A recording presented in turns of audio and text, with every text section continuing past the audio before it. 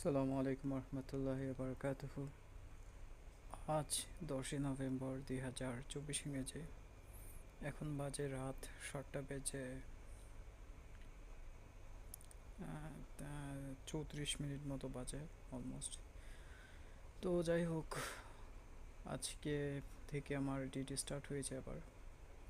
তবে কতদিন পর্যন্ত ডিউটিটা করতে পারি বা কতদিন কী হয় না হয় জানি না, কারণ আমি ঝামেলার মধ্যে আছি। তবে আমার মনে হয় না যে আমি বেশি দিন এখানে আবার টিকতে পারবো। কোনো না কোনো একটা আবার ঝামেলা নতুন করে শুরু হবে হয়তো, সেটার জন্য ওয়েট করে থাকতে হবে। তো যাই হোক, মাঝে মধ্যে অনেক রাগ হয় সবার উপর, প্রচুর পরিমাণে রাগ হয়। তখন আসলে মানে কি বলবো বুঝতে পারি না নিজে নিজে। তো এরকম কি করি মানে রাগটা নিজের মতো হজম করতে হয়। এটা আর কার উপর ছাড়বো, কার উপর দিব? আর রাগ তো বেশি করা ভালো না। একটা কথা আছে না, কথার কথা, রেগে গেলেন তো হেরে গেলেন। তো রাগ করা যাবে না। হয়তো বা দুর্দশা আসছে লাইফে, এটা যাবে হয়তো কিছুদিন, এটা ঝামেলাটা মনে হয় চলবে। বাট আমার মনে হয় ইনশাল্লাহ সব কিছু আস্তে আস্তে আবার ঠিক হয়ে যাবে, আগের মতো হয়ে যাবে। আমিও হয়তো বা আমার জীবনে কোনো একটা গতি ফিরে পাবো। বাট আপাততর জন্য আসলে কিছু বলা যাচ্ছে না। আমি যেরকম 1 বছর আগে আদা পাকা ছিলাম, কাঁচা পাকা ছিলাম, এখনও হচ্ছে সেমভাবে রয়ে গিয়েছে। এখনও পাকতে পারিনি পুরোপুরি।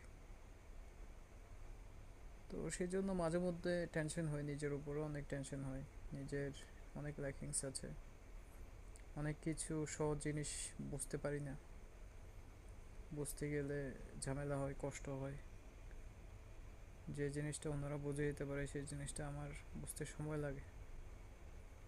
বাট তবুও চেষ্টা করি সবার মতো হওয়ার জন্য। বাট যোগ্যতা কম বিধায়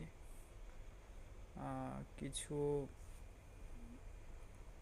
ইন্টারনাল কিছু সমস্যা যে বিধায় পারি না। বাট পারলে আরেকটু বেশি পারলে মানে এটা একটু ভালো হতো আর কি। হয়তো বা উপরওয়ালা আমাকে করেছেন, এভাবে করে দিয়েছেন। মানে উনি উনি একটা পরীক্ষা নিচ্ছেন, যার কারণে এরকম হচ্ছে বা হয়তো। বাট আমি একদমই স্লো লার্নার, একদমই কোনো একটা কিছু শিখতে পারি না সহজে, এটা মাথায় ঢোকে না। মগজটা সবসময় ব্যথা করে কোনো একটা জিনিস বোঝার সময়, বা অনেকের কাছ থেকে অনেক সময় গালিও শুনতে হয়, বাজে কথাও শোনা লাগে।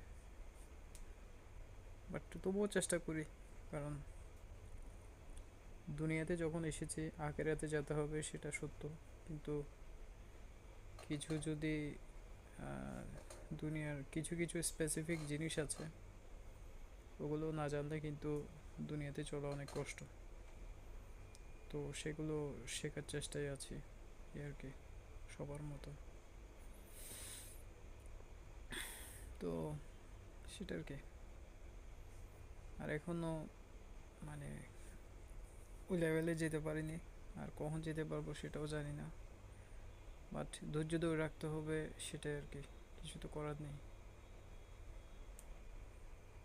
আর মানে মাঝে মধ্যে অনেক কষ্ট লাগে, চিন্তা করি যে ইস, আসলে অনেকটা সময় নষ্ট করে ফেলেছি লাইফের, কিন্তু কিছুই করতে পারিনি, এখন পস্তাতে হচ্ছে।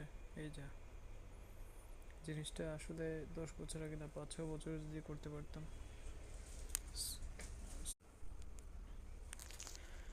তো আজকেও আসলে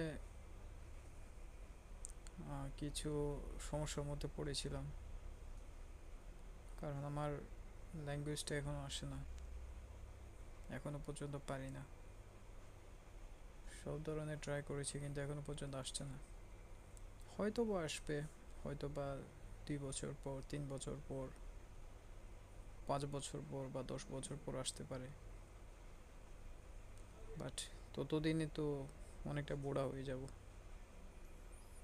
অনেকে বলছে আমি সব কিছুতে অনেক লেট করে ফেলেছি। আমার মনে হচ্ছে আমি লেট করে ফেলেছি, বাট আমার উদ্দেশ্য হচ্ছে ওইটা যে আমার যে স্বল্প সময় যে জিনিসটা বাকি আছে বা স্বল্প যে আহ, সময়টুকু আমি পাচ্ছি, ওই সময়টুকুকে আসলে মোটামুটি কাজে লাগাতে। কারণ ইতিহাসের অনেক অনেক বড় নায়ক আছে যারা আসলে বৃদ্ধ বয়সে গিয়ে ওরা সাকসেস হয়েছেন। তার মধ্যে আমি একজন নাম বলতে পারি, একজনের নাম, উনি হচ্ছেন যে কি ক্যাএফসির মালিক, যিনি ক্যাএফসি না সরি ম্যাকডোনাল্ডের মালিক যিনি, উনি উনি সারা জীবন কষ্ট করে গিয়েছেন, বিভিন্ন জায়গায় জব করেছেন। তো একটা জায়গায় উনি অনেক বছর জব করার পর উনি সেখান থেকে নাকি রিটায়ার্ড করেন। এটার শোনা গল্প আর কি। তো পরবর্তীতে উনি আহ, মানে বসে থাকতে ওনার ইচ্ছা করছিল না। উনি কি করেন, আহ, ম্যাকডোনাল্ডের মানে যে চিকেন যে জিনিসটা আছে ওই জিনিসটার ব্যবসা শুরু করেন, ম্যাকডোনাল্ডস কেএফসি। তো ওইটাই এখন আজকে কোটি কোটি টাকার কোটি কোটি ডলারের, বিলিয়ন বিলিয়ন ডলারের আজকে ব্যবসায় পরিণত হয়েছে। তো সেটা আর কি, উনি পেরেছেন শেষ বয়সে গিয়ে অনেকটা কিছু করে সাকসেস হতে। আরও এরকম অনেকে আছেন। মাহাতির মোহাম্মদ, যিনি মালয়েশিয়ার প্রেসিডেন্ট ছিলেন, উনি 92 বছর বয়সেই নাকি উনি প্রেসিডেন্ট হয়েছিলেন। সারা জীবন উনি কষ্ট করে গিয়েছেন। তো এরকম আরও অনেক অনেক আছে সাকসেসফুল ম্যান, সাকসেসফুল পারসন। তো এখন আমি যদি চিন্তা করি যে আমার এই হাফ বয়সে এসে আমি আর কিছুই পারবো না এভাবে বলে যদি সব কিছু হাল ছেড়ে দিই, বাকি সময়টুকু তো আমার তো বাঁচতে তো অনেক কষ্ট হয়ে যাবে। তো সেই জন্য চিন্তা করলাম যে কি, যখন বাঁচতে হবে কষ্ট করেই বাঁচি।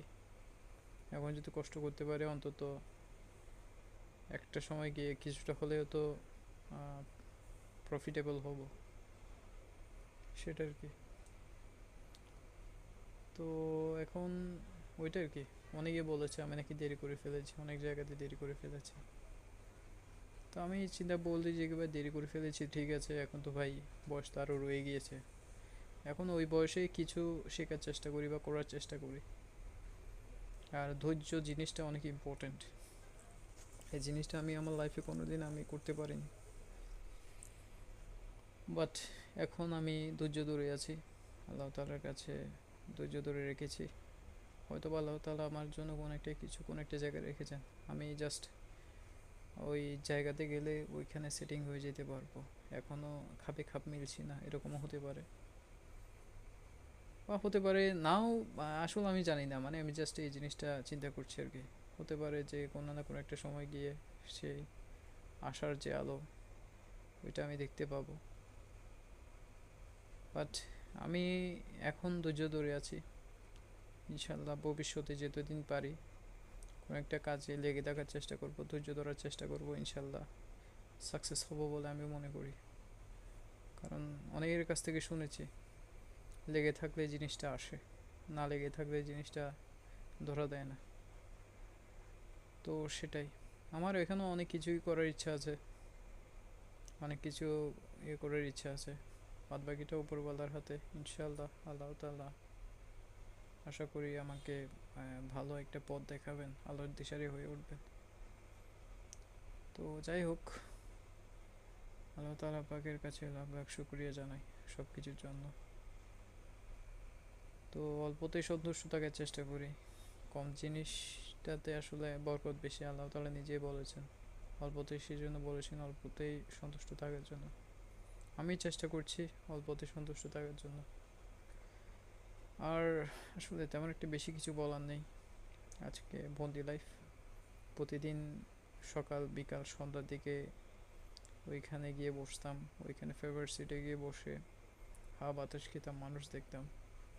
আজকে থেকে সম্ভব হচ্ছে না, বাট আবার মেবি আবারও সম্ভব হতে পারে, বাট জানি না কদিন এই নাটকটা চলে। বাট যতদিন না পর্যন্ত বের না করে দেয় ততদিন পর্যন্ত আছি এখানে। তো যাই হোক, আর বেশি কিছু বলার নেই। এতটুকুই আমার জাস্ট বলা ছিল। তো যাই হোক, আসসালামু আলাইকুম।